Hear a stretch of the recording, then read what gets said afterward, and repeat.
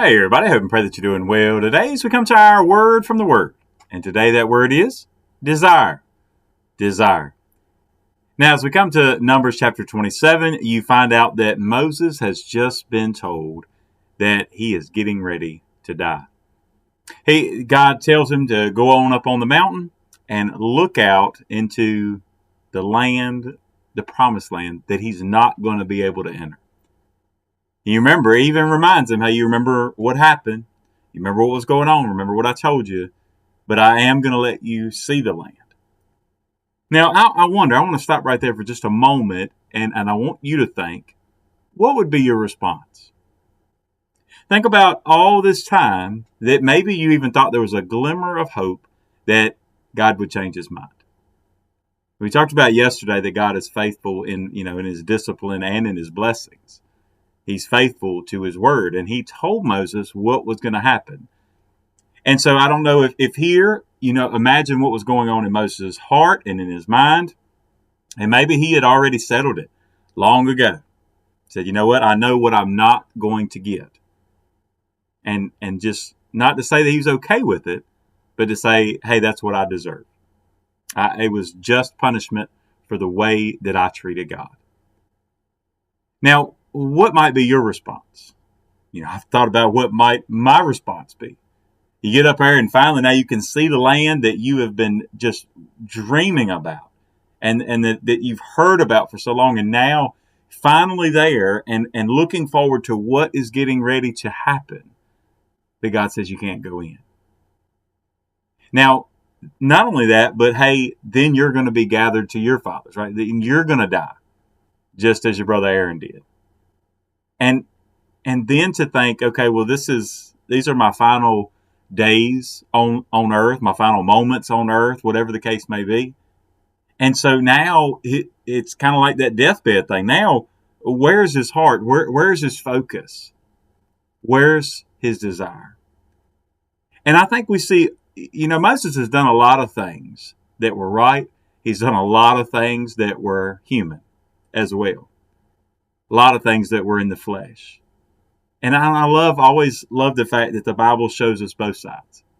Because these aren't superheroes. These aren't supernatural people. These are natural people being used by a supernatural God. And when they rely on flesh, they act as flesh. When they rely on God, they act as supernatural ones. And the same is true for us. But I want you to see his heart's desire. Here, Numbers chapter 27, verses 15 through 17 today. Then Moses spoke to the Lord, saying, Let the Lord, the God of the spirits of all flesh, set a man over the congregation, who may go out before them and go in before them, who may lead them out and bring them in, that the congregation of the Lord may not be like sheep which have no shepherd. His desire was that God would raise up a leader like him. And I don't mean he's saying, hey, I want you to make somebody as good as me, whatever. It's his desire was for the people to seek after God. And he knew how he'd been leading the people for all this time. And he's like, but now I'll be gone. And Lord, they need a leader. They need somebody to come along behind me. So Lord, it is my prayer that, Lord, you would use somebody, that you would set a man to do those things. And I imagine that even in the midst of that prayer, he was probably praying, Lord, send somebody better than I've been. Send somebody who won't make the same mistakes I did. Send somebody who will point them to you at all times. Set somebody there. But doesn't that tell us a whole lot about Moses' heart? The fact that here, as he's just been told he's going to die very soon, and his desire is for the people. His desire is that they will continue to seek God. His desire is that this new generation, this next generation, that as they are going into the land that has been promised, that they don't wander around like a sheep without a shepherd. I'm reminded of the time that Jesus said the same thing, right? That he looked at people and said that they were like sheep without a shepherd. They were just wandering around, and how pitiful that was. Moses has that heart's desire, that spirit's desire to lead people and to lead them in the right direction. Did he falter? Absolutely. Did he fail at times? Absolutely. But did he have a desire to seek the face of God? Absolutely. Did he have a desire over and over and over again in his life to intercede on behalf of the people? Yes. Over and over we've seen that. Did he have a desire that no matter how frustrated he was with the people, that he would still take the issue to God? Even when he complained to God about the people that he gave him? Yes, he was human. But his desire was to please God. And his desire was to have a generation follow after him and have a leader that would follow after him that would honor and praise the Lord. I wonder today if our desire is that heartfelt for the next generation.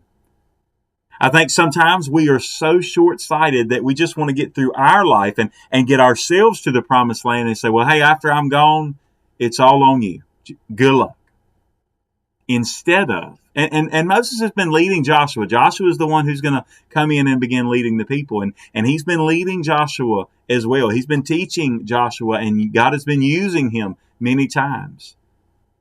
But I wonder today how often we're looking ahead to the next generation. Today, I would just simply ask you, is your desire for just you to finish the race, and that's it? Are you only looking for your finish line? Or do you truly have a desire that God has placed in your heart, that not only does your generation do well and finish well, but that the next generation and thousands of generations after will do the same? Today, what is your heart's desire? God bless you, and I pray have a great, great day.